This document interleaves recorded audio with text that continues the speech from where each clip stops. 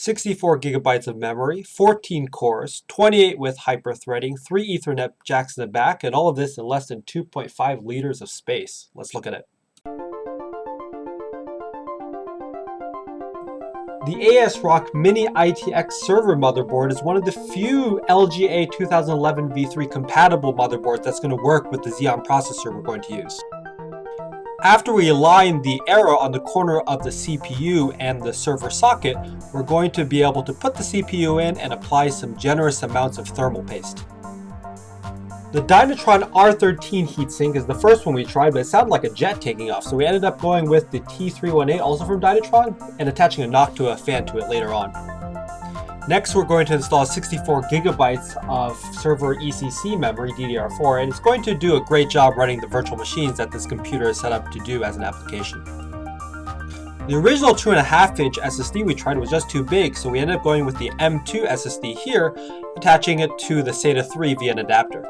Now we're finally ready to start putting everything into the case. This is again the M350 case that we talked about earlier, and it only has one screw in the back you need to disassemble the whole enclosure, and then 2 screws here for the hard drive attachment bay.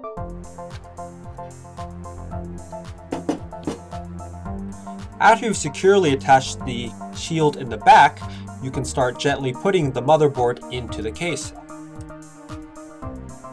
Beside the regular ports in the back, this motherboard only supports a USB 2.0 attachment in the front and a power LED and a power button. The Pico PSU requires an external AC-DC power brick, and you might have to remove some metal from the back of the case before you can attach the power connector.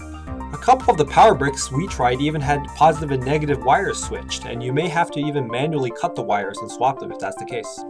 You're going to want the 160 watt highest wattage Pico PSU for mini box, and it's also going to come with a 4-pin rather than 8-pin CPU connector, but that's just going to work fine. Just connect it right there. Connect the Pico PSU to the DC plug that you have in the back of the case. Now we can connect the Noctua fan and place it on top of the CPU, make sure it's blowing into the heatsink, and we can also attach the SSD drive via SATA 3 and power connectors.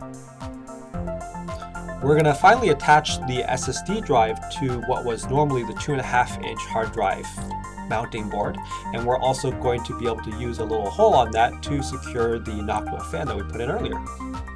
This might also be a good time for you to attach additional 40mm case fans. At this point, you can definitely secure one to the front, and you might be able to squeeze in 1 or 2 again around in the empty space to make sure you get the maximum airflow. And there you have it. We found that this machine idled around 35 watts, 45 to 55 degrees Celsius, and it peaked around 120 to 130 watts, which was about 80 to 85 degrees Celsius. That was all with one fan. Now, after we attached several 40mm fans, it turned out to be a lot cooler, but also a lot louder, so your mileage may vary.